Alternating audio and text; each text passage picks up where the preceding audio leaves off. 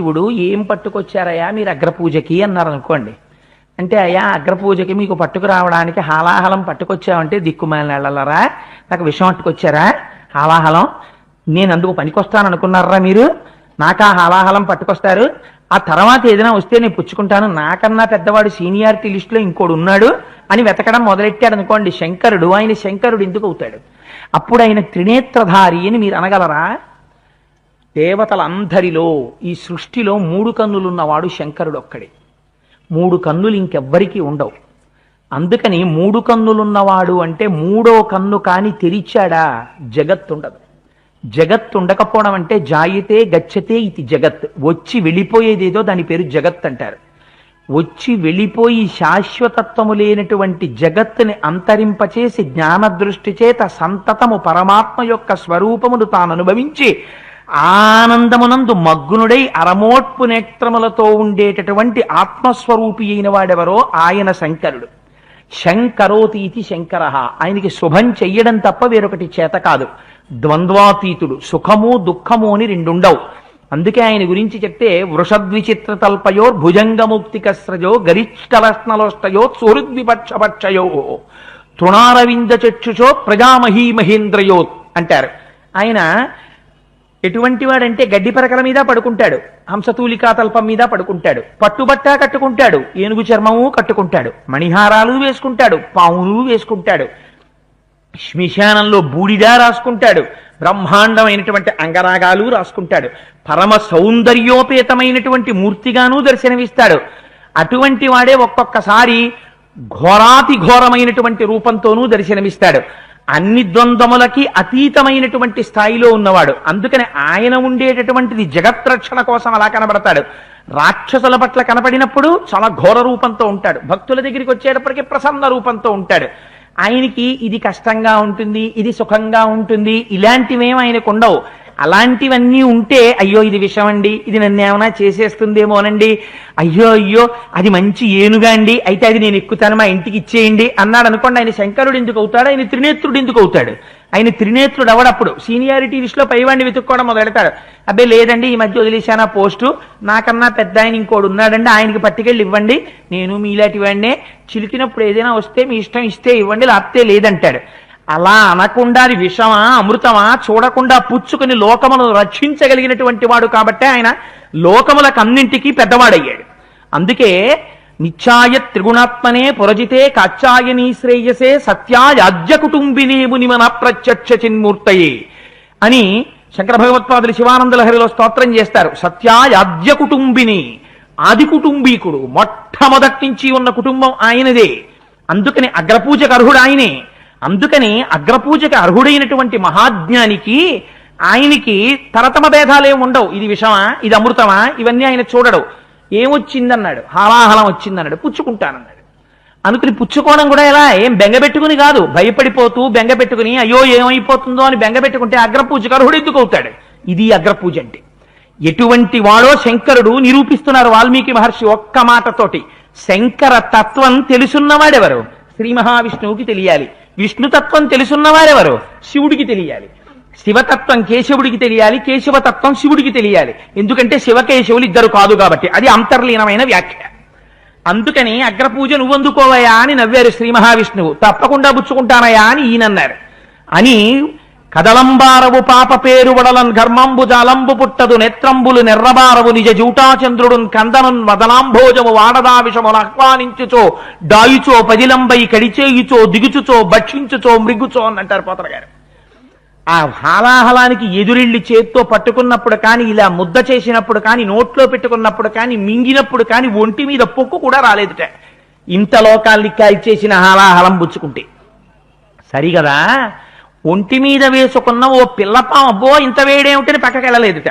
శంకరుణ్ణి ఆశ్రయించి ఉన్నప్పుడు ఆ అగ్నిహోత్రం కూడా చల్లగా అయిపోయింది. వాటికి పవి పుష్పంబగు అగ్ని మంచగు నాకూపారం భూమిస్థలంబగు శత్రుండతిమిత్రుడవు విషము దివ్యాహారమౌ నిన్నగా అవనీమండలి లోపలన్ శివ శివేచ్ఛాభాషణోల్లాసకిన్ శివా నీ నామము సర్వవశ్యకరమౌ శ్రీకాళహస్తీశ్వర అంటాడు దుర్జటి కాళహస్తీశ్వర శతకంలో.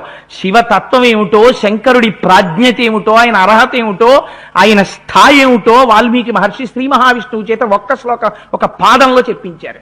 ఇలా చెప్పడానికి శ్రీ మహావిష్ణువు తప్ప ఎవరు సరిపోతారు? శంకరతత్వం తెలుసున్నవాడు ఆయన కాబట్టి ఇంత అందమైన మాట అన్నాడు. అంటే ఆయన హాలాహలాన్ని పుచ్చేసుకున్నాడు. పుచ్చేసుకున్న తర్వాత దేవతలందరూ సంతోషించారు. అమ్మయ్య బెడద వడిదిలిపోయిందిరా, హాలాహలం వెళ్ళిపోయింది అన్నారు. అని మళ్ళీ బయలుదేరి పాలసముద్రం దగ్గరికి వచ్చారు. వచ్చి మళ్ళీ వాసుకుని చుట్టారు. చుట్టి మందర పర్వతాన్ని చిలకడం మొదలుపెట్టారు. మొదలు పెడితే ఆ మందర పర్వతం పాతాళలోకంలోకి జారిపోయింది. జారిపోతే ఇప్పుడు ఆ పాతాళలోకంలో ఉన్నటువంటి మందర పర్వతాన్ని పైకెత్తాలి. ఇప్పుడు ఎవరెత్తుతారు? ఇప్పుడు మళ్ళీ రక్షణ జరగాలి. స్థితికారుడైనటువంటి వారు శ్రీ మహావిష్ణువు రక్షించాలి. రక్షణ ఎప్పుడు చేసినా భగవానుని యొక్క రూపములే చేస్తాయి. ఏకస్త్వమేవ బహుదా భవభాసి లోకే నిశ్శంకధీర్వృషభకేత నమల్లినాథ శ్రీభ్రామరీ ప్రియ సుఖాశ్రయ లోకనాథ అంటారు. ఆయనే ఒకనాడు శివుడిగా హాలాహల భక్షణం చేస్తాడు. ఆయనే ఒకనాడు విష్ణువుగా మందర పర్వతాన్ని మోస్తాడు. అందుకని చిత్రం ఏమిటో తెలుసా అండి? మందర పర్వతాన్ని పట్టుకుని తిప్పుతున్నటువంటి వాళ్ళల్లో ఒకడిగా తాను బయట ఉన్నాడు. మందర పర్వతాన్ని మోయవలసినటువంటి కూర్మస్వరూపుడిగా కింద ఉంటాడు. ఇప్పుడు ఇది శ్రీ మహావిష్ణువు యొక్క తత్వం అంటే. ఎవరు అర్థం చేసుకోగలరా మహానుభావుణ్ణి? అందుకని మాయామానుషమైనటువంటి స్థితి, సామాన్యమైనటువంటి వాళ్ళకి అర్థం అయ్యేది కాదురా ఇది అని వాత పెట్టి మాట్లాడుతున్నారు వాల్మీకి మహర్షి. విష్ణుతత్వం అంటే ఎలా ఉంటుందో అందుచేత ఎంత అందంగా మాట్లాడారో చూడండి. ఈ దేవతలందరూ శ్రీమన్నారాయణుడి పాదములు పట్టి ప్రార్థన చేశారు. త్వం గతి సర్వభూతానాం విశేషేణ దివౌకసాం పాలయస్మాన్ మహాబాహో గిరిముద్ధర్తుమర్హసి. స్వామి, మా అందరికీ నువ్వు రక్షకుడవు. నువ్వు కాపాడకపోతే మమ్మల్ని ఎవరు కాపాడతారు? మందర పర్వతం కిందకి జారిపోయింది. స్వామి, మమ్మల్ని రక్షించవా అని అడిగారు. ఏమడగాలి? శ్రీ మహావిష్ణువు, ఏరా మీకు ఒళ్ళు కొవ్విందా? మీకు దేవతల పోస్టులు ఇచ్చాం కదా, సంతోషంగా ఉన్నారు. మీకు వచ్చిన కష్టం ఏమిట్రా? ఇప్పుడు హాయిగా మీ ఇళ్లలో మీరు ఉద్యోగాలు చేసుకుంటూ ఆనందంగా ఉండొచ్చు. మంచి విఐపి కారు ఇచ్చాం, ప్రతి వాడికి వాహనాలు ఇచ్చాం, బ్రహ్మాండమైనటువంటి అఫీషియల్ రెసిడెన్సీలు ఇచ్చాం, దేవతలందరికీ స్వర్గలోకంలో నివాసాలు ఇచ్చాం. ఇన్ని ఇచ్చినా కూడా మళ్ళీ మీకు శాశ్వతంగా ఉండిపోదామన్న కోరిక ఏమిట్రా అని అడగాలి కదా. కానీ భక్తవాత్సల్యం అంటే ఎలా ఉంటుందో చూడండి. మహానుభావుడు ఆయన కిందకి వెళ్ళారు, పాలసముద్రంలోకి వెళ్ళి ఆ మందర పర్వతాన్ని తీసుకొచ్చి తన వీపు మీద పెట్టుకున్నారు. పెట్టుకుంటే వీళ్ళు చిలుకుతున్నారు. వీళ్ళు దేవతలకి నిజంగా ఆ రోజున ఒక ఆలోచన రావాలి. అయ్యో, మనం పాలసముద్రం మీద కింద కూర్మావతారంతో ఆయన వీపు మీద పెట్టుకున్నారు మనని కాపాడడానికి. మనం ఏం చేస్తున్నాం? వాసుకుని కట్టి తిప్పేస్తున్నాం. తిప్పుతుంటే ఇప్పుడు ఈ మందరగిరి పర్వతం ఎక్కడ ఒరుసుకుంటుంది?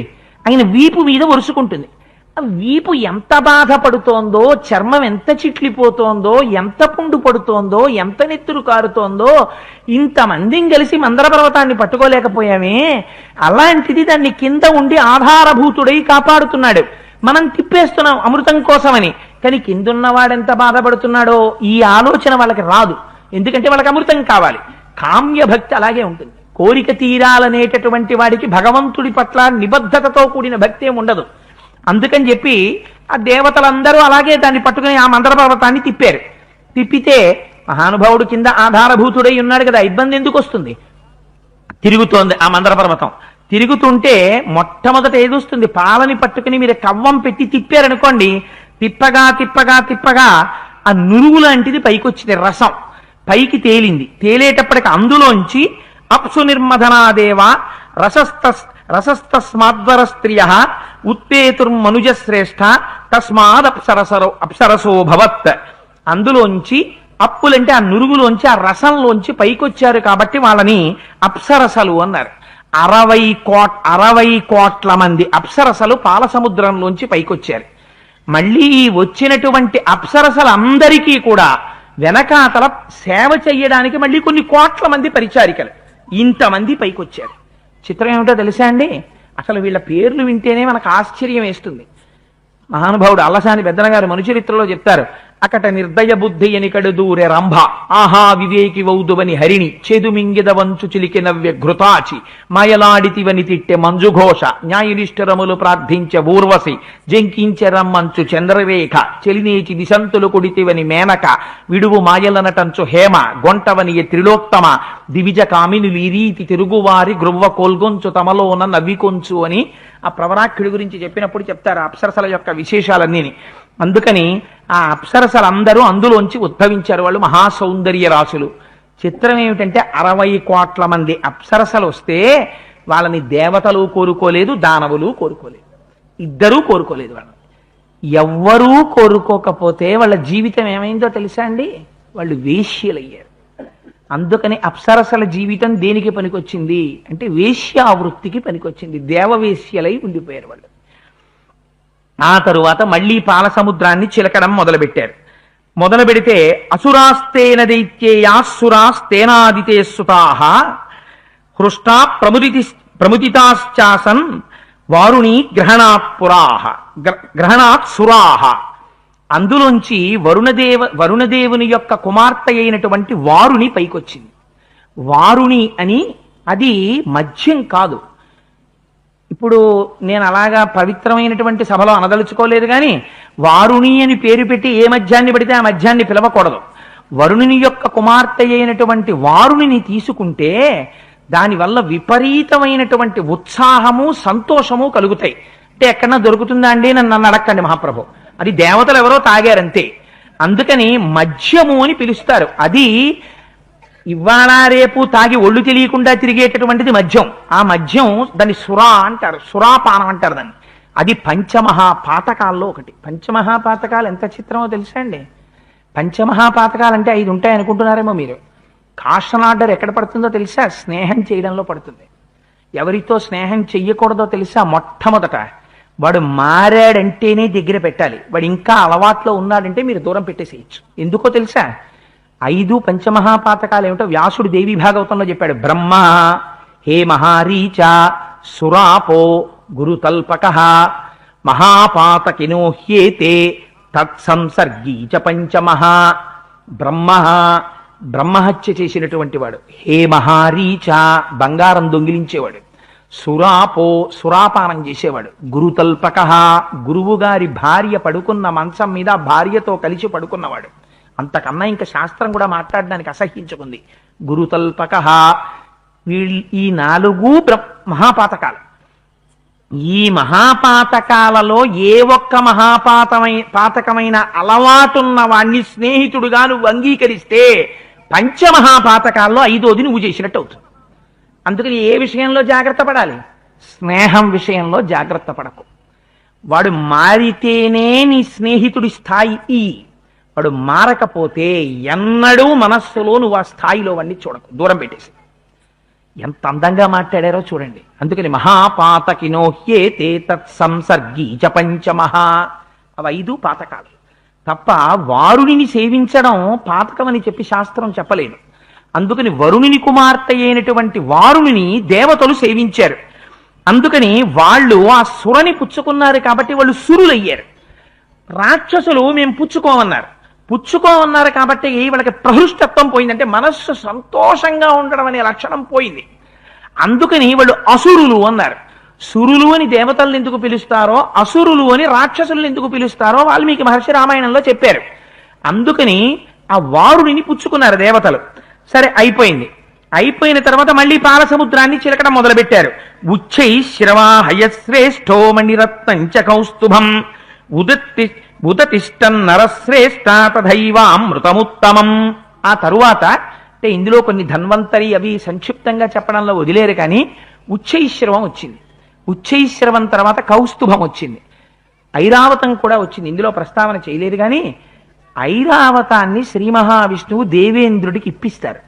ఉచ్చైశ్రవాన్ని కూడా అడిగాడు ఇంద్రుడు, నువ్వు తీసుకోకని చెప్పారు. నీకొద్దురా ఇదని చెప్పారు. రాక్షసులు అడిగారు, వాళ్ళకి ఇచ్చేశారు. గుర్రం అంటే ఏమిటో తెలుసా అండి? అందుకే అశ్వమేధ యాగంలో గుర్రం వదిలేరు, ఇంద్రుడు ఎత్తుకుపోయాడు. ఇంద్రుడు ఎత్తుకుపోయాడు. ఆయనకి అదే పైన గుర్రాలు ఎత్తుకుపోవడం. అలా అయితే అక్కడెందుకు కోటి పిల్లి సంతలో కూర్చుంటే నేను గుర్రాలు ఎత్తుకుపోవచ్చు. అది కాదు దాని అర్థం.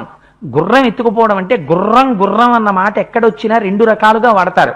అశ్వపూర్వాం రథమధ్యాం హస్తినాద ప్రబోధినీం. మహాజ్ఞానికి గుర్రం చెప్తారు. విపరీతమైనటువంటి ఇంద్రియలంపటానికి గుర్రం చెప్తారు. గుర్రం చిత్తం వచ్చినట్టు లాగేస్తుంది. అందుచేత గుర్రం గురించి ఎక్కడ చెప్పినా ఇంద్రియముల యొక్క స్వేచ్ఛా విహారం. ఆ గుర్రాన్ని రాక్షసులు కోరుకున్నారు. అందుకే ఇంద్రియములకు వశులయ్యి ఉంటారు. కాదు, ఉచ్చైశ్రవము అనేటటువంటి పదాన్ని విడతీస్తే కీర్తి కండూతి, భగవంతుని యొక్క ఆరాధన కీర్తి కండూతి వైపుకు వెళ్ళిపోయింది అనుకోండి. మీరు పూజ చేసేటప్పుడు 7ంటికి పాలవాడు వస్తాడు, నా పూజ వాడికి వినపడాలని పూజ చేయడమో, పక్కింటి ఆయన నా పూజ విని అమ్మో ఈయన చాలా భక్తుడు అనుకోవాలని గట్టిగా పూజ చేస్తానో, లేకపోతే ఫోన్ వచ్చినప్పుడే పూజ గట్టిగా చేయడమో, అవతల వాడికి వీడు పూజ చేస్తున్నాడని తెలియాలి. ఇలాంటి పూజలు మొదలెట్టారనుకోండి, అది కీర్తి కండూతవుతుంది. అది ఏమైపోతుందంటే ఆఖరికి పతనం వైపుకు తీసుకెళ్ళిపోతుంది.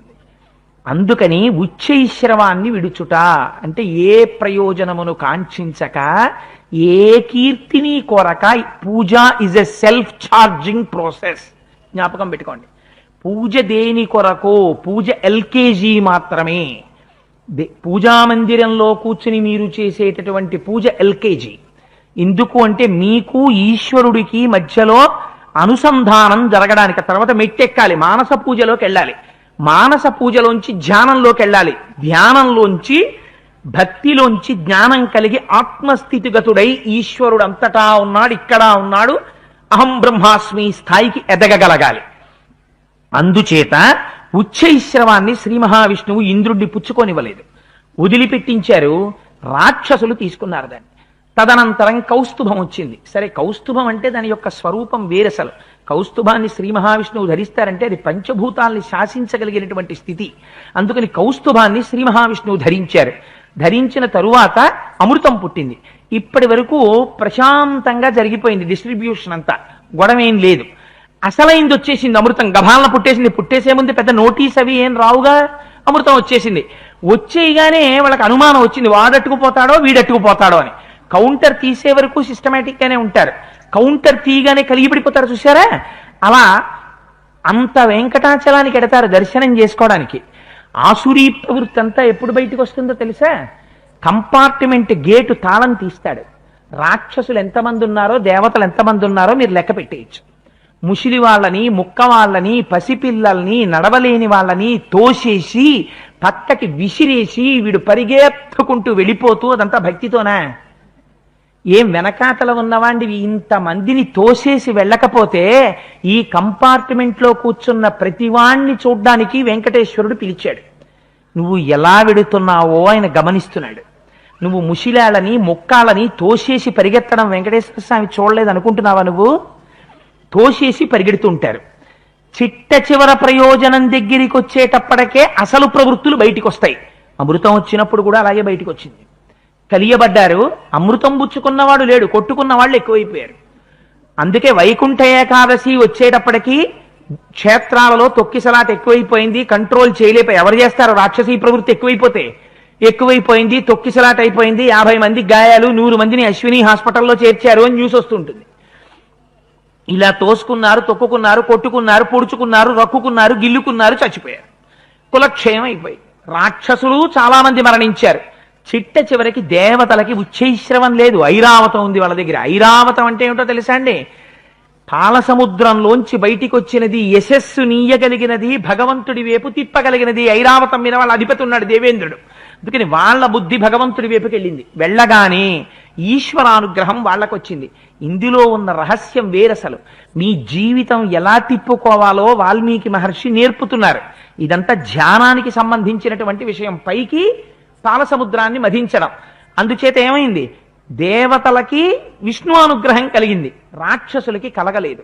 ఎక్కడెక్కడ దేవతానుగ్రహం ఉండదో అక్కడెక్కడ మీ అనుకున్నటువంటి కోరికలు నెరవేరవు. మీరు అనుకున్నది ఒకెత్తు, ఈశ్వరానుగ్రహం అన్నిటికన్నా గొప్పది.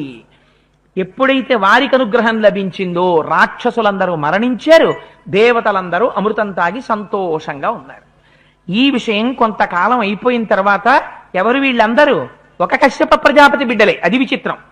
కశ్యప ప్రజాపతికే రాక్షసులు దేవతలు కూడా బిడ్డలు. కానీ ఆయన ఏం చేస్తుంటాడు? వాళ్ళు కొట్టుకున్నా వీళ్ళు కొట్టుకున్నా ఆయన తపస్సు చేసుకుంటుంటాడు. ఆయన బ్రహ్మజ్ఞాని, ఆయనకేమి గొడవలతో సంబంధం ఉండదు. ఒక్క ఇంట్లో చూడండి ఎంత అల్లరైపోతూ ఉంటుందో. పాపం ఆవిడే ఎస్బీ అకౌంట్ చూసుకుంటుంది, పిల్లల ఫీజు ఎప్పుడు కట్టుకోవాలో చూసుకుంటుంది. ఏమంటే ఆ అమ్మాయికి సెకండ్ టర్మ్ ఫీజు కట్టాలి, పిల్లాడికి ఏమో ఫీజు పంపించాలి, మనీ ఆర్డరు. ఈయనకి ఏమీ జ్ఞాపకం ఉండక్కర్లేదు, హాయిగా ఆయన గొడవలో ఆయన ఉంటాడు. అలా హాయిగా ఈ కశ్యప ప్రజాపతి ఎప్పుడూ తపస్సు చేసుకుంటుంటాడు. అల్లరంతా ఎవరిది? దితిది పాపం. ఎందుకని? అయ్యో నా కొడుకులు పోయారు నీవిడ ఏడుస్తుంటుంది, అయ్యో నా కొడుకులు రాజ్యభ్రష్టత్వం వచ్చిందని అప్పుడప్పుడు ఇంద్రుడికి రాజ్యం పోతే అది ఏడుస్తూ ఉంటుంది. ఈయన వచ్చి ఏం చేస్తుంటాడో తెలుసా అండి? ఆయన ఏం చెప్పడం, నీకు రాజ్యం ఇప్పిస్తాను మీకు రాజ్యం ఇప్పిస్తానని పెళ్ళాల దగ్గరికి వెళ్ళి ఆయన ఏం బతిమాలడం. ఎవరడిగినా ఒకటే ప్రిస్క్రిప్షన్. పూర్వం మాకు తెలుసున్న బంధువు ఒక ఆయన ఉండేవాడు, కంట్లో నలుసుపడిందన్నా జెండు బాం అనేవాడు. అదేమి జెండు బావురా? మోకాలు నొప్పి జెండు బాం, కొంచెం ఛాతీలో నొప్పి జెండు బాం, జ్వరంగా ఉంది ఇక్కడ జెండు బాం రాసుకు పడుకో తగ్గిపోతానేవాడు. కంట్లో నలుసు పడిందంటే జెండు బాం పెట్టుకోమనేవాడు. అది కంట్లో నలుసుకి జెండు బామే అంతే ఆయన ప్రిస్క్రిప్షన్. ఏకోపాధ్యాయ పాఠశాల ఒకే సూత్రమైంది. అలా కశ్యప ప్రజాపతి ఎప్పుడూ ఒకటే చెప్తారు, యజ్ఞం చెయ్యండి, యాగం చెయ్యండి, ఈశ్వరారాధన చెయ్యండి, ఆయన రక్షిస్తాడు, నీ రక్షించడం ఏమిటంటాడు ఆయన ఎప్పుడు. ఒకసారి ఇంద్రుడికి కూడా పదవీ భ్రష్టత్వం వస్తే పాపం అది తెళ్ళి అడిగింది కశ్యప ప్రజాపతిని. ఆయన అన్నాడు, భగవంతున్ పరమున్ కృపాపారీణు సర్వాత్మకున్ సర్వేశ్వరు శ్రీహరి సేవు చేయమతడం సంతృష్టిని పొంది నీకకు ఇష్టార్థములెల్లనిచ్చు. అదితి నన్ను అడుగుతావేమిటి? శ్రీ మహావిష్ణువుని ప్రార్థన చేయి, ఆయన ఇస్తారు, నేనేవండి అంటాడు ఆయన. దితి అడిగినా అలాగే చెప్తాడు, అదితి అడిగినా అలాగే చెప్తాడు. అంతేకాని దితి దగ్గరికి వెళ్ళి అయ్యో పాపం రాక్షసులా దెబ్బతినిశారా అని ఏం బెంగెట్టుకోడు. అదితి ఎప్పుడైనా చెప్తే అక్కడ బెంగెట్టుకోడు. ఇద్దరిని పూజ చేసుకోమని చెప్తుంటాడు చక్కగా, తను అలాగే అనుష్ఠానం చేసుకుంటూ ఉంటాడు. ఇదో విచిత్రమైన సంసారం కశ్యప ప్రజాపతి. అందుకని ఒక పాపం దితి ఒక రోజున కశ్యప ప్రజాపతి ఇంటికి వస్తే అడిగింది, అయ్యా చూశావా, హతపుత్రాస్మి భగవన్ స్తమపుత్రైర్మహాబలై శక్రహంతారమిచ్చామి పుత్రం దీర్ఘతపోర్జితాం. ఇదో గమ్మత్తైన మాట. వాల్మీకి మహర్షి రచన వైచిత్రి ఎంత గమ్మత్తుగా ఉంటుందో తెలుసా అండి? పిల్లాడికి 195 మార్కులు వచ్చి ఏ గ్రేడ్ వచ్చి స్టార్ బ్యాడ్జ్ ఇచ్చారనుకోండి, చూసారా నా కొడుకు అంటుంది. పిల్లాడు ఏ కారణం చేతనైనా స్కూల్లో చాలా అల్లరి చేసి ప్రిన్సిపాల్ గారు లెటర్ ఇచ్చి పంపించారనుకోండి, మీ అబ్బాయి సరిగ్గా ఉండట్లేదు స్కూల్లోనూ చాలా అల్లరి చేస్తున్నాడని. ఆఫీస్ నుంచి ఇంటికి వచ్చిన తర్వాత కాఫీ టిఫిన్ అన్ని ఇచ్చేసి కూర్చున్న తర్వాత పాప నేను స్నానం చేసి పంచి కట్టేసుకుని వెళ్ళిపోదాం మళ్ళీ ప్రవచనాలకు అనుకుంటుంటే, మీ అబ్బాయి సంగతి చూసుకున్నారా? చూసుకోండి ఉత్తరం అంటుంది. అప్పుడు మీ కొడుకు 95 మార్కులప్పుడు మా కొడుకు. నిన్ను ఉద్దేశించి కాదు సుమా, ఎక్కడున్నావు సభలో, నేను ఉదాహరణకి చెప్పానంతే. అందుకని అలా ఎంత గమ్మత్తుగా మాట్లాడిందో చూడండి దితి. అదితి ఇద్దరున్న దేవతలు రాక్షసులు ఆయన బిడ్డలే. కానీ ఎంత గొప్పగా అంటే, హతపుత్రాస్మి భగవన్ స్తవపుత్రైర్మహాబలై, నీ కొడుకులున్నారు చూసావా దేవతలు, వాళ్ళు నా కొడుకుల్ని చంపేశారు. ఎందుకని? వాళ్ళు అదితి బిడ్డలు, నా కొడుకుల్ని చంపేశారు. రాక్షస కులం అంతా నాశనం అయిపోయింది. ఇప్పుడు నా బిడ్డలైనటువంటి దైత్యులకి రాజ్యం లేదు, వాళ్ళు చాలా కష్టాలు పడుతున్నారు. నాకెంత కడుపు మంటగా ఉందో తెలుసా?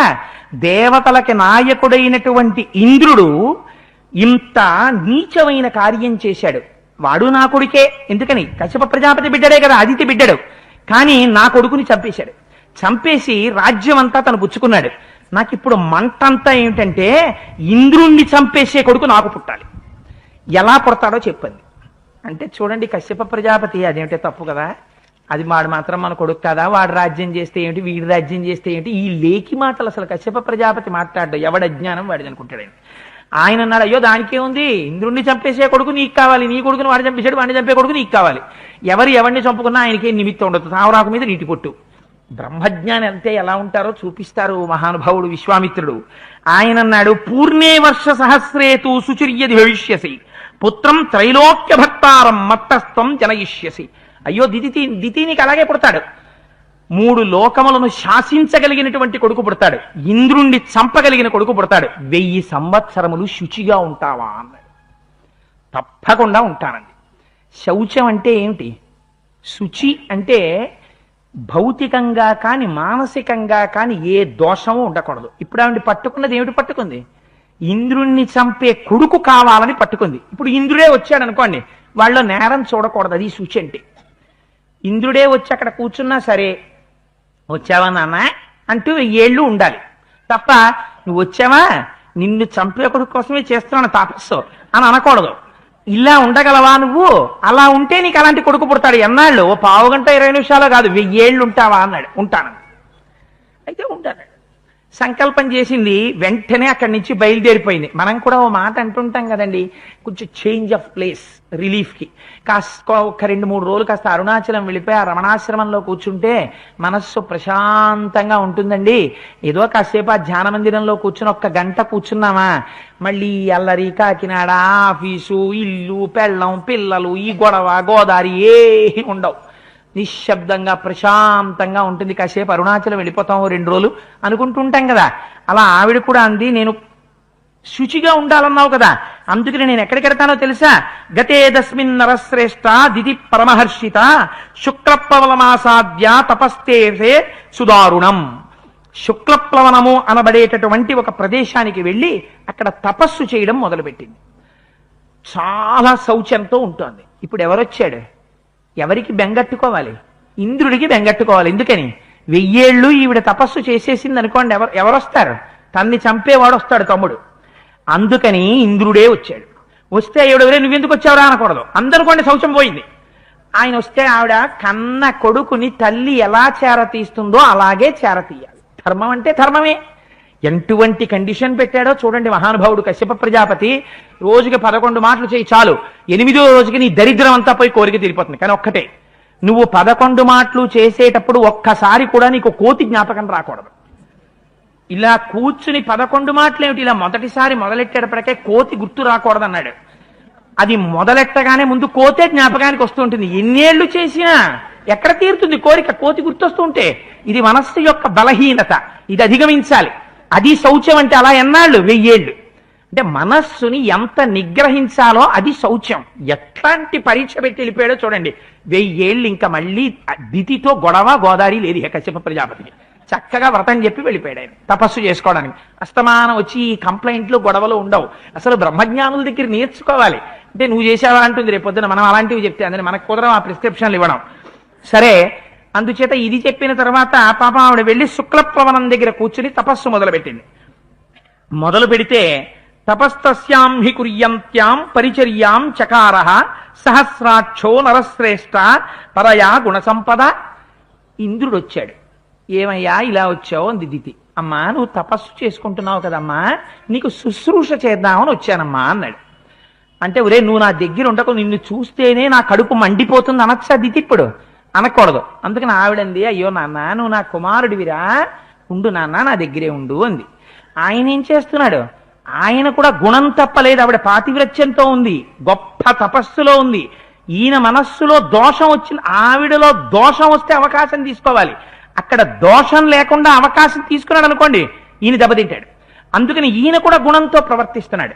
ఎంత గుణంతో ప్రవర్తిస్తున్నాడు? అగ్నిం కుశాం కాష్టమసహ ఫలం మూలం తథైవచ నివేదయత్ సహస్రాక్షో యచ్చాన్యదపి కాంక్షితం. రోజు అగ్నిహోత్రం చేసుకోవడానికి కావలసినటువంటి ఎండు పుల్లలు పట్టుకొస్తున్నాడు, ఫలాలు పట్టుకొస్తున్నాడు. అమ్మకి కావలసినటువంటివి తినడానికి కావలసినటువంటి మంచి మంచి కందమూలాలు తీసుకొస్తున్నాడు. రోజు అమ్మకి సేవ చేస్తున్నాడు. అక్కడతో అయిపోయిందా? గాత్ర సంభవనశ్చైవ శ్రమాపనయనైస్తథా శక్ర సర్వేషు కాలేషు దితిం పరిచచార. ఆ రోజు కూడా దేవేంద్రుడు ఆవిడ తపస్సు చేసి విశ్రాంతి తీసుకుంటుంటే అమ్మ కాళ్ళ దగ్గర కూర్చుని అమ్మ కాళ్ళు పడుతుండేవాడు, అమ్మ చేతులు పడుతుండేవాడు. అమ్మా నీకు శ్రమ తీరిందా అమ్మా, నువ్వు పడుకున్నావా అని అడిగేవాడు. అమ్మ పడుకుంటే మళ్ళీ వెళ్ళేవాడు, అగ్నిహోత్రానికి కావలసినటువంటి కాష్టాలు తెచ్చేవాడు, వెళ్ళేవాడు, చక్కగా పళ్ళు తెచ్చేవాడు, కందమూలాలు తెచ్చేవాడు, అన్నీ తీసుకొచ్చేవాడు. ఇలా 990 సంవత్సరాలు పూర్తయిపోయాయి. ఇంద్రుడు సేవ చేస్తూనే ఉన్నాడు. ఆవిడేమీ ఆక్రోశం తెచ్చుకోలేదు, ఈయన ఏమీ బాధపడలేదు. అయిపోతోంది తపస్సు. ఇంకొక 10 సంవత్సరాల్లోకి వచ్చేసింది. ఓ రోజున ఇంద్రుణ్ణి పిలిచింది ఆవిడ, దగ్గర కూర్చోపెట్టుకుని నాన్న మీ తండ్రి కశ్యప ప్రజాపతి నన్ను 1000 ఏళ్ళు తపస్సు చేయమన్నాడు రా, నీకో తమ్ముడు వస్తున్నాడు. అందుకని ఇంకొక 10 సంవత్సరాలు మిగిలిన్నాయి. తపశ్చరంత్యావర్షాణి దశవీర్యవతాంబర అపశిష్టాని భద్రంతే భ్రాతరం ద్రక్షసే తతః. ఇంకొక 10 ఏళ్ళు గడిచిపోయాయా, నీ తమ్ముణ్ణి చూద్దు నాన్న, నువ్వు చూద్దు గానివి అంది. అంటే ఏమిటి? చాలా సాత్వికంగా మాట్లాడింది. ఇంద్రుడికి తమ్ముడు వస్తే ఇంద్రుడు సంతోషించాలా, ఇంద్రుడు ఏడవాలా ఇప్పుడు? అందుకని 990 సంవత్సరాలు పూర్తయిపోయాయి. ఇంకొక 10 ఏళ్ళరా నాన్న, నువ్వు నీ తమ్ముడిని చూద్దువు గానివి, నువ్వు ఎంత కీర్తివంతుడవరా, ఇంత సేవ చేశావు అంది. అన్న తర్వాత ఒక రోజున ఇంకా 10 ఏళ్లలోకి వచ్చేసాం కదా అని ఆవిడ ఎంతో సంతోషంగా ఉంది. ఏవముక్తాదితిశ్చక్రం ప్రాప్తే మధ్యం దివాకరే నిద్రయా పహృతాదేవి పాదౌ కృత్వాధశీర్షత. ఒకరోజు మిట్ట మధ్యాహ్నం వేళ సూర్యుడు ఆకాశం మధ్యలో ఉన్నాడు. ఉండగా ఆవిడ కూర్చునుంది. మనకి కూడా ఇళ్లల్లో కలిసి రాలేదంటే ఎక్కడి నుంచి కలిసి వస్తుంది? తలస్నానం చేస్తారు, జుత్తు విరబోసుకుని పైన క్లిప్పులు ఎట్టుకుని దేవాలయాలకు వస్తారు.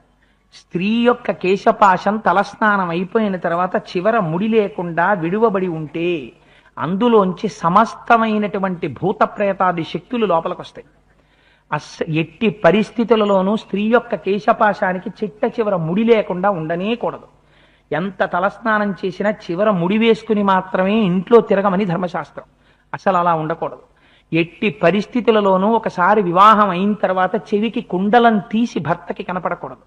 ఏ కారణం చేతనైనా చెవికి పెట్టుకునే ఆభరణాన్ని తీస్తే భర్త కంట పడకుండా మళ్ళీ వెంటనే చెవిలో తాటంకాలు పెట్టుకుని తాటాకు 5వ తనం నేను తాటాకు ముక్క పెట్టుకుని గబగబా చెవికి పెట్టుకునే ఆభరణాలని కడిగేసుకుని మళ్ళీ చెవికి ఆభరణాలు పెట్టేసుకుని భర్త ముందుకు రావాలి. అంతేకాని ఏ వేళ పడితే ఆ వేళ అవి తీసేయకూడదు. ఇంకొక మాట చెప్పనా, ఏ సమయంలో పడితే ఆ సమయంలో ఎక్కడైనా సరే దృశ్యమాత్రంగా కూడా మెడలో ఉన్న మంగళసూత్రాన్ని లాగడాన్ని చూడకూడదు. ఇవాళ మనం మంచి రోజని కానీ అమృత ఘడియలని కానీ యమఘడియలని కానీ చూడకుండా టీవీలు పెడితే ప్రతి వాడు ఇవాళ చూపించేది ఏంటంటే మెడలో ఉన్న మంగళసూత్రాలు పట్టి లాగడం. భర్తలకి ఆపదలు వస్తున్నాయంటే, కలిసి రావట్లేదంటే ఇళ్లల్లో ఎందుకు కలిసి వస్తుంది? మనం ధర్మశాస్త్రం పాటిస్తే కదా. అందుకే భర్తకి ఐశ్వర్యం ఎక్కడి నుంచి వస్తుందని అడిగారు. భార్యలోంచి వస్తుంది. భార్యని బట్టి ఐశ్వర్యం వస్తుంది, భార్యని బట్టి పతనం అయిపోతాడు. అందుచేతనే తనకి పుట్టిన బిడ్డలైనా భార్యాసహితుడైనంత కాలమే యజ్ఞయాగాది క్రతువులైన ఐశ్వర్యం అంతా భార్యతోటే. 1 కోటి రూపాయలు పెట్టి యాగం చెయ్యనివ్వండి, భార్య లేకపోతే తన పీటల మీద కూర్చోడానికి వీల్లేదు. ఎందుచేత భార్య మహదైశ్వర్యం. భార్య అనేటటువంటిది తన యొక్క ఐశ్వర్యాన్ని నిర్ణయం చేస్తుంది. అందుకే అష్టదరిద్రాల్లో భార్య లేకపోవడం అష్టదరిద్రాల్లో ఒకటిగా చెప్పారు. ఆయన మహానుభావుడు, గొప్ప భక్తుడు, జ్ఞాని, ఒకరికి ఉపకారం చేసేవాడు. అయినా మరి ఆయనకి ఏమిటి ఆ ప్రారంధం అంటే భార్య యొక్క సమున్నత స్థానాన్ని చెప్పింది శాస్త్రం. ఆయన్ని చిన్నబుచ్చడం కాదది, భార్య యొక్క గొప్పతనం అది. అందుకని భార్య ప్రవర్తనలో అంత జాగ్రత్తగా ఉండాలి. ఇంత తపస్సు చేసిన అదితి చేసిన ఒకే ఒక పొరపాటు ఏమిటో తెలుసా అండి? కాళ్ళు చాపుకు కూర్చుంది. మన వాళ్ళు తెలిసి తెలియక గడప మీద తల పెట్టుకుని జుత్తు విరబోసుకుని పడుకుంటుంటారు. ఎంత అపచారమో అది నిజంగా.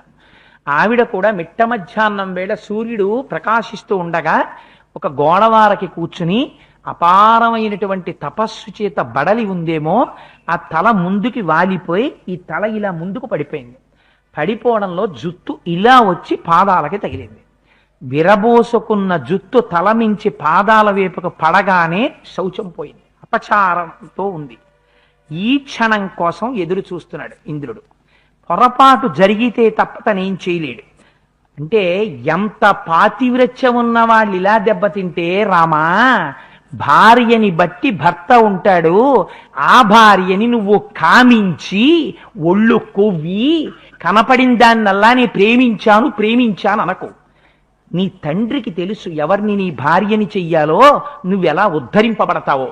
అందుకని వివాహం అనేటటువంటిది ఎంత ప్రధానమో, భార్య యొక్క స్థానం ఎంత గొప్పదో చెప్తున్నాడు విశ్వామిత్రుడు రాముడికి. ఎందుకని తీసుకెడుతున్నాడు ఇహ సీతా కళ్యాణం దగ్గరికి. భార్యాస్థానం అంటే ఎలా ఉంటుందో చూపిస్తున్నాడు మహానుభావుడు. వెంటనే చూశాట. దృష్ట్వా తామశుచిం శక్రపాదత కృతమూర్జదాం శిరస్థానే కృతౌపాదౌ జహాసచ ముమోదచ. సంతోషపడ్డట. ఆహా, మా అమ్మ తల ముందుకు పడింది, ఆ జుత్తు పాదాలకి తగులుతోంది, అశౌచం వచ్చింది అమ్మకు అనుకున్నాడు. అపవిత్రంగా ఉంది. తస్యా శరీర వివరం వివేశ పురందర గర్భంచ సప్తధారామా బిభేద పరమాత్మవాన్. శరీరమునకుండేటటువంటి వివరం అంటే రంధ్రంలోంచి లోపలికి వెళ్ళిపోయాడు. సూక్ష్మ రూపంలో వెళ్ళిపోయి ఒక్కసారి తన చేతిలో ఉన్నటువంటి భిద్యమానస్తతో గర్భో వజ్రేణ శతపర్వణ రురోద సుస్వరం రామా తతోదితిర బుధ్యత.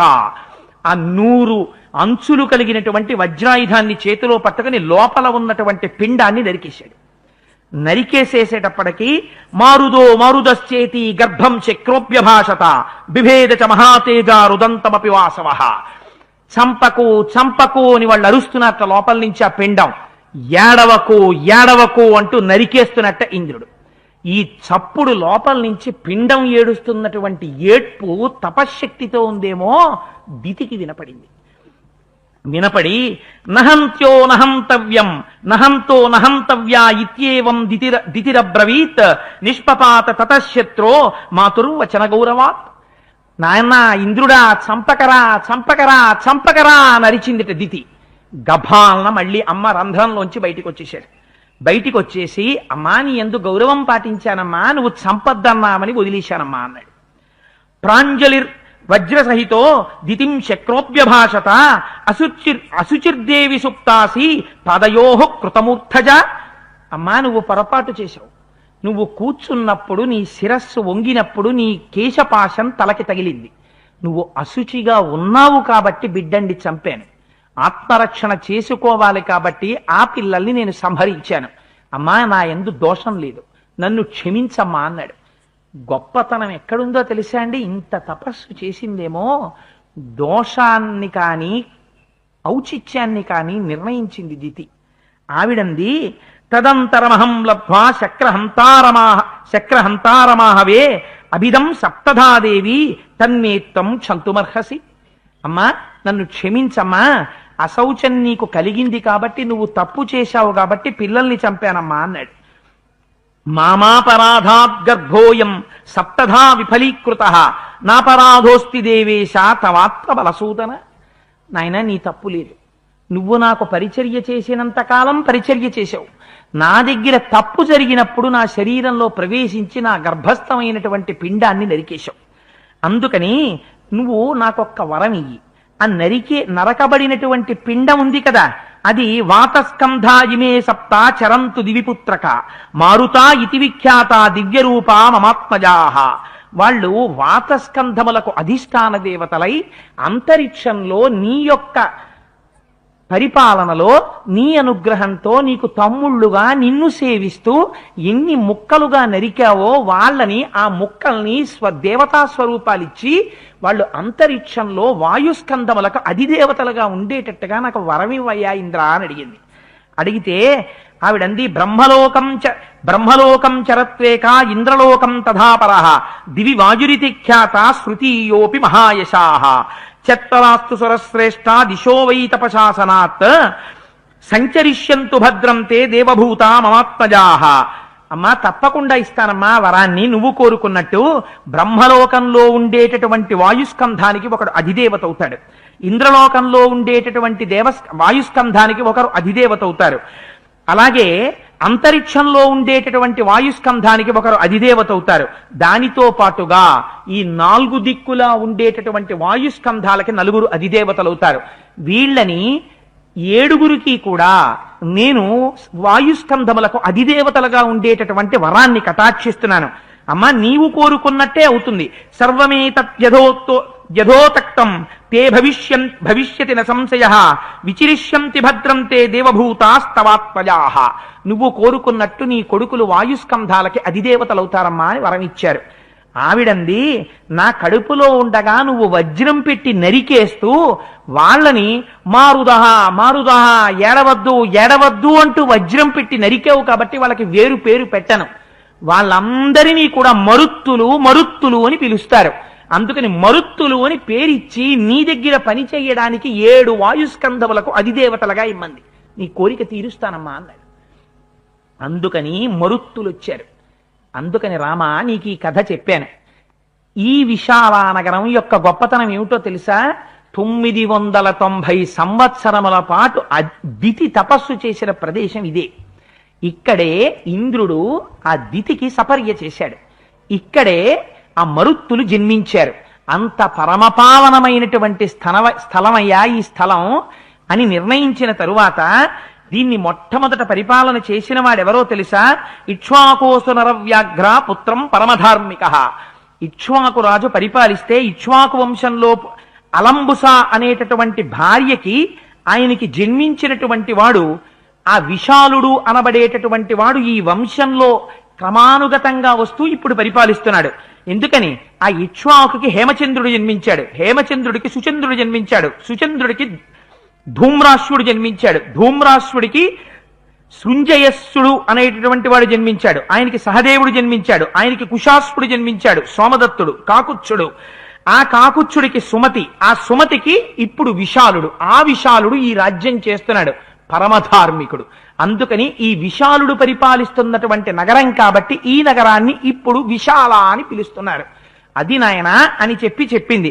చెప్పిన తరువాత ఇప్పుడు పరిపాలిస్తున్నవాడు సుమతి, ఆ సుమతి అనబడేటటువంటి రాజు పరిపాలిస్తున్నాడు, ఆయన పరమధార్మికుడని చెప్పాడు. ఈ చెప్పిన తరువాత విశ్వామిత్రుడు తన శిష్యులైనటువంటి రామలక్ష్మణులతో కలిసి విశాల నగర ప్రవేశం చేశారు. చేసిన తరువాత విశ్వామిత్రుడు వచ్చాడనేటటువంటి వార్త సుమతికి చేరింది. చేరగానే అర్ఘ్యపాద్యాదులు పట్టుకుని పురోహితుల్ని పట్టుకుని గబగబా ఎదురొచ్చాట. మన ఇంటికి అభివృద్ధి ఎప్పుడు జరుగుతుందో తెలుసా అండి? ఇంటికి శుభం జరుగుతోంది, ఇంటికి ఏదో జరగబోయేటటువంటి మంగళం వస్తోంది అని గుర్తు ఏమిటి అంటే, ఇంటికి చాలా కాలం నుంచి కలిసి రాకపోతే మహాత్ముడైనటువంటి వాడు ఇంట్లో అడుగు పెట్టడమే మంగళం జరుగుతోందనడానికి గుర్తు. అందుకని అన్నిటికన్నా దేని పట్ల జాగ్రత్త పడాలి? మహాభక్తుడైన వాడు ఇంటికొచ్చినా రాజ్యానికొచ్చినా జాగ్రత్త పడాలి. వారు అవమానింపబడ్డారా, వారి పట్ల నువ్వు ఉపేక్షభావంతో ప్రవర్తించావా, ప్రమాదం కూడా అలాగే వస్తుంది. ఇంద్రజుమ్న మహారాజు గారికి రాలా? అగస్త్యుడు వస్తే సేవించకపోతే గలియోనిలోకి వెళ్ళిపోయాడు. అందుచేత మహానుభావుడు సుమతి పురోహితులతో కలిసి వచ్చాడు. వచ్చి అర్ఘ్యపాద్యాదులు ఇచ్చి విశ్వామిత్రుణ్ణి పూజించాడు. ఇది విశ్వామిత్రుడి యొక్క జీవన ఔన్నత్యం అంటే. రామచంద్రమూర్తి ఒక్క ప్రశ్న వేస్తే ఈ రాజ్యం ఎవరిది, దీని పేరేమిటి అని అడిగాడు. ఆ రాజ్యానికి ఆ నగరానికి ఉన్నటువంటి గొప్పతనం ఏమిటో ఇంత చెప్పాడు. మనం బదరీ వెడితే ఏది జ్ఞాపకం తెచ్చుకోవాలి? ఈ కథంతా జ్ఞాపకం తెచ్చుకుని ఇదిగో అటువంటి బదరీనాథ్ మేము వచ్చాం అని జై జై విశాల బదరీనాథ్ అనుకుని ఆ ప్రాంతంలో తిరగాలి. అంత గొప్ప ప్రాంతం ఆ ప్రాంతం. అందుచేత ఆ సుమతి ఎదురొచ్చి అర్ఘ్యపాద్యాదులిచ్చి, నీ పక్కన ఉన్నటువంటి ఈ రామలక్ష్మణులు ఎవరు, ఇంత అందంగా ఉన్నారు, ఆ అమ్ముల పొదులు కట్టుకున్నారు, ఆ ధనస్సులు కట్టుకున్నారు, సూర్యచంద్రులా ఉన్నారు అని పొగిడారు. పొగిడితే వీళ్ళని రామలక్ష్మణులు అంటారు, దశరథ మహారాజు గారి యొక్క కుమారులు. నేను ఆ సిద్ధాశ్రమంలో యాగం చేస్తుంటే అక్కడ వీళ్ళు కాపాడి నన్ను రక్షించారు. ఆ యాగం పరిపూర్తి కావడానికి ఈ రామలక్ష్మణులే కారణము అని విశ్వామిత్ర మహర్షి ఆ సుమతికి రామలక్ష్మణుల గురించి వివరించారు. ఆ తదనంతరం రామా మనం ఇక్కడి నుంచి బయలుదేరి మిథిలా నగరాన్ని చేరుకుందాం. అక్కడ జనక మహారాజు గారు యాగం చేస్తున్నారు. అసలు మనం చేరవలసింది అక్కడికి. జనక మహారాజు గారి యాగంలో శివధనస్సుని నువ్వు చూడాలి. అది దేవతలు, దానవులు, యక్షులు, గంధర్వులు, కిన్నెరులు, కింపురుషులు ఎవరూ ఎక్కువ పెట్టలేకపోయారు. అపూర్వమైనటువంటి వస్తువు. పరమశివుడు దేవతలు కలిసి కటాక్షించి ఆ వంశంలో వారికి ఇచ్చారు. ఆ శివధనస్సుని చూద్దువు గాని రామా రమ్మన్నారు. అంటే సరే మిథిలా నగరానికి బయలుదేరుతున్నారు. ఆ మిథిలా నగరానికి కొద్దిగా పొలిమేరల్లోకి వచ్చారు. వచ్చేటప్పటికి విజనమైనటువంటి ఒక ఆశ్రమం కనపడింది. అక్కడ ఎవ్వరూ జనులు లేరు, కానీ చాలా శోభాయమానంగా ఉంది. ఆ ఆశ్రమం ఎందుకింత నిర్జనంగా ఉంది అని చూశారు. వాల్మీకి మహర్షి అహల్యా వృత్తాంతాన్ని చెప్పినట్టు బహుశః అంత అందంగా మళ్ళీ చెప్పినటువంటి వారు నా దృష్టిలో రామాయణ కల్పవృక్షంలో విశ్వనాథ సత్యనారాయణ గారు చెప్పారు, మహానుభావుడు. ఎందుకంటున్నానంటే ఈ మాట, అహల్యా వృత్తాంతము అంటే ఏదో మనకి తెలుసు అనుకుంటాం మనం. కానీ అహల్యా వృత్తాంతం అంటే ఏమిటో, భార్య యొక్క గొప్పతనం అంటే ఏమిటో, భర్త ఎలా ప్రవర్తించాలో, దాంపత్యం అంటే ఏమిటో మహానుభావుడు వాల్మీకి మహర్షి ఇవాళ చెప్తున్నారు. అందుకే బాలకాండ ఆయువు పట్టు. రామచంద్రమూర్తి యొక్క శీలాన్నంతటినీ తీర్చిదిద్దింది విశ్వామిత్ర మహర్షిని అడ్డుపెట్టి. ఇది నరశ్రేష్ఠుడై రాముడు లోకానికి అందాడంటే విశ్వామిత్ర మహర్షి యొక్క అనుగ్రహం. అలా మనం అనుకోని నాడు రామాయణం చదివి ప్రయోజనం లేదు. రాముడు దేవుడండి, విశ్వామిత్రుడు చెప్పేది ఏమిటి ఆయనకి అని మీరు అనుకుంటే ఇంకా బాలకాండ చదువుకోవడం ఎందుకు, వాల్మీకి మహర్షి రాయడం ఎందుకు? గురువుల యొక్క అనుగ్రహాన్ని పక్కన పెట్టడం అవుతుంది. అందుచేత రాముడు విశ్వామిత్రుడి చేతిలో తయారయ్యాడని మీరంటే రాముడు కూడా సంతోషిస్తాడు, తన గురువుల పేరు చెప్పారని. అందుచేత ఎంత అందంగా చెప్తాడో చూడండి. ఆ అహల్యా వృత్తాంతం చెప్పవలసి వస్తే, ఈ ఆశ్రమం ఎవరిది, ఎందుకు ఇలా ఇక్కడ ఎవ్వరూ జనం లేకుండా ఇలా ఉంది, కానీ చాలా ఏదో తేజోవంతంగా ఉంది, ఈ ఆశ్రమం ఎవరిది అని అడిగాడు. రామా, నీకు ఈ ఆశ్రమం చూపించాలి, ఇందులోకి నువ్వు తప్పకుండా రావాలి, ఈ ఆశ్రమంలోకి. చూశావా, అసలు నేను చెప్పవలసిందే దీని గురించి, నువ్వు ఎలాగూ అడిగావు కాబట్టి చెప్తున్నాను విను అన్నారు. అని ఒక మాట చెప్పారు. గౌతమస్య నరశ్రేష్ఠ పూర్వమాసీన్ మహాత్మనః ఆశ్రమో దివ్య సంకాశ సురైరపి సుపూజిత. ఈ ఆశ్రమం గౌతమ మహర్షి యొక్క ఆశ్రమం. ఆశ్చర్యం ఏమిటో తెలుసా? తపస్సు చేసి దేవతల యొక్క అనుగ్రహాన్ని, దేవతా దర్శనాన్ని చేస్తారు. గౌతముడి గొప్పతనం ఏమిటో తెలుసా? ఇది వాల్మీకి రచన వైచిత్రి, ఒక్క శ్లోకంలో చెప్తారు. గౌతముడి ఆశ్రమానికి ఉన్న గొప్పతనం ఏమిటో తెలుసా? గౌతముడి ఆశ్రమానికి దేవతలు వస్తారు గౌతముడి దర్శనానికి. అంటే గౌతముడు ఎటువంటి తపశ్శక్తి కలిగినటువంటి వాడో నువ్వు ఆలోచించు. అటువంటి మహాపురుషుడైనటువంటి గౌతమ మహర్షి యొక్క ఆశ్రమం. కానీ తస్యాంతరం విదిత్వాతు సహస్రాక్షశ్చీపతి మునివేషధరో అహల్యామిదం వచనమబ్రవీత్. మునివేషధరో అహల్యామిదం వచనమబ్రవీత్. ఆ గౌతమ మహర్షి తన భార్య అయినటువంటి అహల్యతో కలిసి తాపసి అయి ధార్మికమైనటువంటి జీవితాన్ని ఇక్కడ గడుపుతూ ఉండేవారు. అహల్య త్రైలోక్య సుందరి. ఎందుకంటే అహల్య ఎందుకు పుట్టింది అంటే ఒక ఆఖ్యానం చెప్తారు పెద్దలు. బ్రహ్మవైవర్త పురాణంలో ఒక మాట చెప్పారు. మోహిని స్వరూపంగా శ్రీ మహావిష్ణువు వస్తే లోకాలన్నీ అన్నాయిట, చతుర్ముఖ బ్రహ్మగారు ఇన్ని మాటలు సృష్టి చేశాడు, ఏది అంత అందగత్తే? శ్రీ మహావిష్ణువు మోహిని స్వరూపాన్ని పొందితే ఆ అందంతో తుల్యమైనటువంటి ఒక స్త్రీ బ్రహ్మగారు కూడా సృష్టించారు సృష్టిలో అని చెప్పగలిగినటువంటి స్త్రీ ఒకటి ఇప్పటి వరకు బ్రహ్మ సృష్టిలో లేదు అన్నమాట. బ్రహ్మగారికి కొంచెం బాధేసింది. ఎంత మాట అన్నారా నన్ను, ఇప్పటి వరకు నేను అటువంటి సౌందర్య రాశిని సృష్టించలేదన్నారు అని సామాన్య సృష్టి పక్కన పెట్టాడు. పక్కన పెట్టి సమాధిగతుడయ్యాడు. సమాధిగతుడై అపారమైనటువంటి జ్ఞానముద్రలో ఉండగా ఆ సమాధి స్థితిలోంచి ఒక స్త్రీని సృష్టించాడు. ఆవిడ పేరు అహల్య. అందుకే ఆవిడ మహాసౌందర్య రాశి. మెరుపు తీగలు అని అండం కూడా సరిపోదు అహల్య సౌందర్య వర్ణనానికి. కానీ నేను అహల్య యొక్క బాహ్య సౌందర్యం గురించి చెప్పదలుచుకోలేదు. ఆవిడ ఆ ఏ తల్లి పేరు చెప్పినంత మాత్రం చేత మన శరీరమునకున్నటువంటి పాపరాశి ధ్వంసం అవుతుందో అటువంటి మహాపతివ్రత అహల్య. ఆ అహల్య యొక్క పేరు చెప్పుకుంటే చాలు, ఆ అహల్య పేరు చెప్పుకుని జాతి పవిత్రం అవ్వాలి. గంగా నదిలో మీరు 1,000,000 మాటలు స్నానం చేస్తే ఎంత ఫలితమో, నా దృష్టిలో అహల్య వృత్తాంతం వినడం చేత అంత పవిత్రం. అంత గొప్ప చరిత్ర అహల్య చరిత్ర. అందుకు చెప్తున్నారు వాల్మీకి మహర్షి. ఆయనకేం పుట్టినే కథలు చెప్పడం కోసం కాదు ఆయన చెప్పేది. ఎంత గొప్ప మాట చెప్పారో చూడండి. పతికి అనువర్తయ్యి అంత సమాధి స్థితిలో ఉండగా బ్రహ్మగారు సృష్టించినటువంటి అహల్య పర్ణశాల నిర్మించుకుని తపోజీవనం చేసినటువంటి గౌతమ మహర్షితో ధార్మికమైనటువంటి జీవితాన్ని గడుపుతోంది. గడుపుతుంటే ఎప్పటి నుంచో ఇంద్రుడికి అహల్య మీద కోరికుంది. ఎందుకని? అహల్యని సృష్టించగానే ముందు వెళ్ళి అహల్య మిమ్మల్ని అడిగిన వాడు ఇంద్రుడు. అడిగితే ఇంద్రుణ్ణి అప్పుడు అహల్య చూసింది. దేవరాజు, గొప్ప ఐశ్వర్యము అధికారము కలిగినటువంటి వాడు. చూసి ఇంద్రుడి పట్ల కించిత్ మమకారం ఆవిడ మనస్సులో ఏర్పడింది. అందుకే కన్యాస్వరూపంలోకి వచ్చేటప్పటికీ ఆవిడ మనస్సులో భర్తృస్వరూపం ఎవరు పడితే వారు ముద్ర పడకుండా తండ్రి జాగ్రత్త పడాలి. లేకపోతే నారాయణ స్వరూపంగా నువ్వు కాళ్ళు కడిగి కన్యాదానం ఎలా చేస్తావు? అందుకే శాస్త్రం అంత జాగ్రత్తగా మాట్లాడుతుంది ఆడపిల్ల ఉన్న చోట. సరే, ఈయనన్నాడు బ్రహ్మగారు, ఇంద్రుడికి ఇవ్వడం ఏమిట్రా, ఇంత గొప్ప కన్యని సృష్టించాను, ఇవ్వనంటే ఇంద్రుడు కోపిస్తాడు, అందుకని ఒక పరీక్ష పెడతానన్నాడు. అంటే ఇది రామాయణాంతర్గతం కాదు, అహల్య గొప్పతనం చెప్పడానికి నేను బ్రహ్మవైవర్త పురాణంలోంచి చెప్తున్నాను. ఆయన అన్నాడు, ఎవరు భూలోకానికి అంతటికీ తొందరగా ప్రదక్షిణం చేసొస్తే వారికి ఇస్తాను కన్యనన్నాడు. ఇంద్రాదులు తమ వాహనాలెక్కి బయలుదేరారు. గౌతమ మహర్షి కూడా సభలో ఉన్నారు. ఎదురుగుండా ఒక ఆవు కనపడింది. ఆ గోవుకి ప్రదక్షిణం చేశారు. మనకి గోవు కనపడుతుంటుంది. మీరు ఎప్పుడైనా చూడండి, ఆలయాల్లోకి వెళ్ళి బయటికి వస్తున్న చోట గోవు నిలబడుతుంది.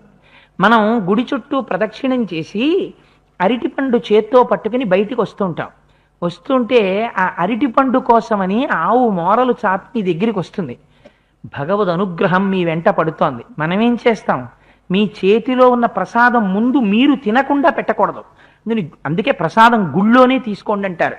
గుడికొచ్చి గుడి యొక్క అధిష్టాన దేవతా దర్శనం చేయకుండా వెళ్ళకూడదు. మీరు ఇక్కడికి వచ్చారు, వచ్చినప్పుడు ఒక 5 నిమిషాలు ముందు వచ్చి అయ్యప్ప స్వామి దర్శనం చేసుకుని కూర్చోవాలి. రామాయణం వింటున్నారు కాబట్టి రామచంద్రమూర్తి దర్శనం చేసి కూర్చోవాలి. అంతేకాని దేవాలయానికి అధిష్టానమైన దైవం దర్శనం చెయ్యకుండా కూర్చుని విని వెళ్ళిపోకూడదు. అది దేవత పట్ల అపచారం అయిపోతుంది. అందుచేత మనం గుళ్ళోంచి బయటికి వస్తుంటే ఓ ఆవు వస్తుంది. మనం ఏం చేస్తాం? ఈ అరటిపళ్ళు ఇలా పెట్టేసుకుని గబగబగా తోసి బయటికి వచ్చేసి పాప ఆవు అరటిపండు కోసం దగ్గరికి వస్తుంటే పడేలు మనం లెంపకాయ కొడతాం. రామాయణం మనకి నేర్పింది. ఎందుకురా నువ్వు గుళ్ళోకి వెళ్ళి 33 కోట్ల మంది దేవతలు ఆశ్రయించున్నారు ఆ ఆవుకి. నువ్వొక తొక్క అరటిపండు తొక్క నువ్వు లోపల ప్రసాదం తినేసి తొక్క పట్టుకొచ్చి ప్రసాదంగా దానికి పెట్టు నోట్లో. సంతోషంగా నాలుక జాపి అది తింటుంటుంది.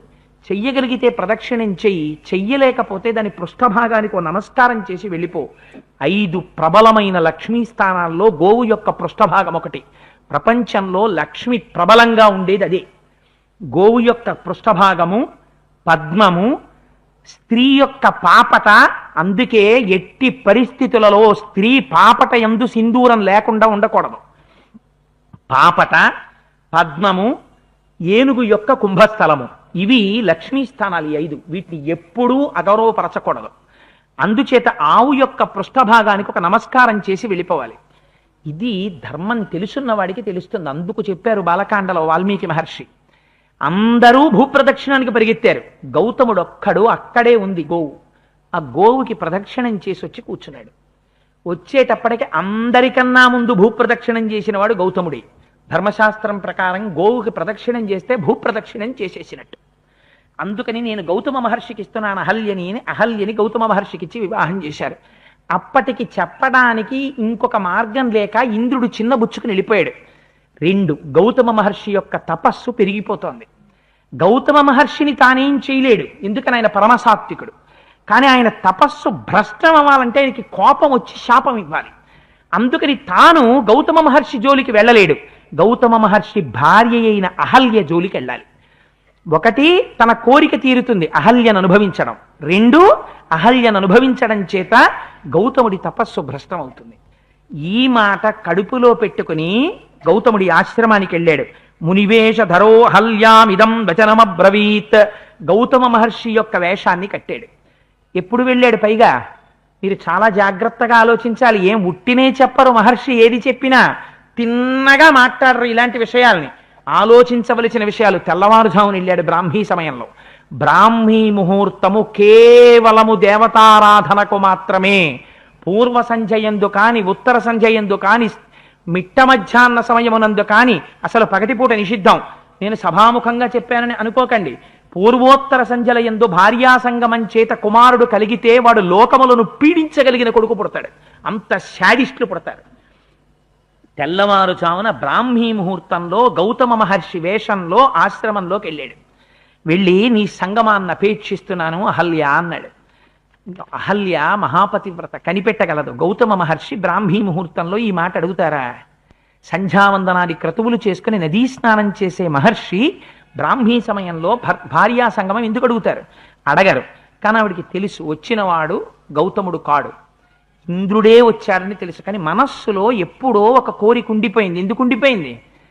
కన్యాత్వంలో ఉండగా ఎవరి మీద పడితే వాళ్ళని, నీ ఇంటికి వచ్చిన వాళ్ళందరినీ నువ్వు పిచ్చ పొగట్టలు తల్లిదండ్రులు మొదలు పెడితే నీ ఇంట్లో ఆడపిల్ల మనస్సు రేపొద్దున్న కన్యాదానం ఖచ్చితంగా జరుగుతుందన్న వాడి మీద తప్ప అన్యుల యందు కాని కుదురుకుని ఉండిపోతే తర్వాత వైవాహిక జీవితంలో ఎటువంటి ప్రమాదాలు వస్తాయో చూపిస్తున్నారు మహర్షి. ఆనాడు ఇంద్రుడి మీద మనస్సు ఉండిపోయింది. ఉండిపోయిన మనస్సు ఇప్పుడు వచ్చినవాడు గౌతముడు కాడు, ఇంద్రుడు వచ్చాడని అహల్యకి తెలుసు. తెలిసినా ఏం చేసింది? మునివేశం సహస్రాక్షం విజ్ఞాయ రఘునందన మతిం చకార దుర్మేధ దేవరాజ కుతూహలాం. ఆవిడ వచ్చినటువంటి వాడు గౌతముడు కాడని తెలిసి కూడా దుర్మేధయై ఇంద్రుడికి దేవరాజ్యాధిపతి అని, ఆయనకి కామధేనువు కల్పవృక్షం ఉన్నాయని, ఐశ్వర్యం ఉందని ఆయనతో సంగమాన్ని అంగీకరించింది. అంగీకరిస్తే ఆయన సంగమించాడు. సంగమించిన తరువాత ఒక మాట అంది అహల్య, కృతార్థోస్మి సురశ్రేష్ఠ గచ్చ శీఘ్రమిత ప్రభో ఆత్మానం మాం చ దేవేశ సర్వదా రక్షమానద. ఓ ఇంద్ర, కృతార్థోస్మి, నేను కృతార్థురాలనయ్యాను నీతో సంగమం చేత. నువ్వు తొందరగా ఇక్కడి నుంచి వెళ్ళిపో. మహర్షులు ఏది చెప్పినా మన సంప్రదాయంలో గొప్పతనం ఏమిటో తెలుసా అండి? దాచి మాట్లాడరు, కానీ ఇది వినేటప్పుడు మీరు తొందరపడి నిర్ణయాలకు వచ్చేసేయకండి. అందులో ఆంతరమైన విషయం చెప్తాను నేను తప్పకుండా. అందుకని కృతార్థోస్మి సురశ్రేష్ఠ గచ్చ శీఘ్రమిత ప్రభో, నువ్వు వెంటనే ఇక్కడి నుంచి వెళ్ళిపో. ఎందుకో తెలుసా? నేను కృతార్థురాలను అయ్యాను నీతో సంగమం చేత. కానీ నిన్ను నువ్వు రక్షించుకో గౌతముడి నుంచి, నన్ను రక్షించండి. ఎందుకని? గౌతముడు ఇంటికి వచ్చాడా తన బండారం ఇంద్రుడి బండారం బయటపడిపోతుందండి. ఎంత అనరాని మాట! ఈ మాట అంది ఇంద్రుడు. అన్నాడు ఆయన వెళ్ళిపోతూ ఇంద్రస్తు ప్రహసన్ వాక్యమహల్యామిదమబ్రవీత్ శుశ్రోణి పరితుష్టోస్మి గమిష్యామి యథాగతం. ఆయన అన్నాడు, దొంగ నవ్వోటి నవ్వి ఇంద్రుడు, నేను చాలా సంతోషించాను అహల్య, నేను బయలుదేరిపోతున్నాను. శుశ్రోణి పరితిష్టోస్మి, చాలా ఆనందాన్ని పొందాను. గమిష్యామి యథాగతం, ఎలా వచ్చానో అలా వెళ్ళిపోతున్నాను అన్నాడు. అని దొంగల గబగబా పర్ణశాలలోంచి బయటికి వస్తున్నాడు. బయటికి వచ్చేటప్పటికీ గౌతమం సందదర్శాధ ప్రవిశంతం మహామునిం దేవ దానవ దుర్ధర్షం తపోబల సమన్వితం. ఎంత అందంగా మాట్లాడతారో చూడండి మహర్షి. లోపల నుంచి బయటికి ఎడుతున్నవాడు ఎవరు? దేవేంద్రుడు. బయట నుంచి లోపలికి వస్తున్నవాడెవరు? గౌతముడు. విశేషణం ఎవరికేశారు? దేవతలని దానవులని కూడా తన తపశ్శక్తి చేత నిగ్రహించగలిగినటువంటి తపోధనుడైనటువంటి గౌతముడు లోపలికి వస్తున్నాడు. ఎక్కడ తప్పుందో అక్కడ ఎంత ఐశ్వర్యం ఉన్నా ముఖం మారిపోతుంది. ఎక్కడ బ్రహ్మమును నమ్ముకునున్నాడో అక్కడ తన మీద ఎన్ని నిందలొచ్చినా తేజోవంతమై సూర్యుడి పగిది వెలిగిపోతూనే ఉంటాడు. అందుకని ఆయన తీర్థోదక పరిక్లిన్నం దివ్యమానమివానలం గృహీత సమిధం తత్ర సకుశం మునిపుంగవం దృష్ట్వా సురపతిస్తత్రో వివర్ణవదనోభవత్ అధదృష్ట్వా సహస్రాక్షం మునివేషధరం ముని. చేతిలో దర్భలు పట్టుకునున్నాడు. స్నానం చేసి వచ్చాడు. ఆ ఒంటి మించి ఇంకా నీరు కారుతోంది. దేవతలను దానవులను కూడా శాసించగలిగినటువంటి అపారమైన తపశ్శక్తితో దుర్నిరీక్షుడై ఉన్నాడు మహానుభావుడు. ఇంద్రుడు బయటికి వెళ్ళి ఆయన వంక చూశాడు. ఆయన కట్టుకున్నదేమిటి? ఒక నారచీర కట్టుకుని ఉన్నాడు. ఒళ్ళు తడిసి ఉంది. చేతిలో దర్భలు పట్టుకుని ఉన్నాడు. కర్మిష్ఠి అయి ఉన్నాడు. బ్రహ్మజ్ఞాని, గొప్ప తపశ్శక్తి ఉన్నవాడు. ఇంద్రుణ్ణి చూశాడు. ఇంద్రుడి ముఖం వివర్ణమైపోయింది, మాడిపోయింది. ఇంద్రుడి ముఖం మాడిపోగానే ఆయన గ్రహించారు. ఏ పొరపాటు జరిగిందో కనిపెట్టారు. కనిపెట్టి దుర్వృత్తం వృత్త సంపన్నో వచనమబ్రవీత్ మమ రూపం సమాస్థాయ కృతవానసి దుర్మతే. నా రూపాన్ని నువ్వు తగిలించుకుని చెయ్యరానటువంటి దుశ్చేష్ట చేశావు దుర్మతి. ఇంద్ర, అకర్తవ్యమిదం తస్మాత్ విఫలస్తం భవిష్యసి గౌతమేనైవ ముక్తస్య సరోషేణ మహాత్మన పేతతుర్వృషణౌ భూమౌ సహస్రాక్షస్య తక్షణాత్ తథా శప్తాస వై శక్ర మహల్యామపి శప్తవాన్. ఎప్పుడైతే ఇంద్రుడు బయటికి వస్తుండగా చూశారో స్త్రీ సంగమం పట్ల నీకింత కాంక్ష ఉండడానికి కారణం ఎందుచేత? నువ్వు పురుషుడవై ఉండడం చేత. అది కదా నీ అహంకారానికి కారణమైంది. చెయ్యరా అని పెని చేయడానికి. పురుషత్వమునకు చిహ్నములైనటువంటి నీ అండములు జారి నేల రాలి పడిపోవుగాక అని శపించారు. మహాత్ములు ఎప్పుడు ఎక్కడ దుర్బుద్ధి ఉందో దాన్ని పడగొడతారు.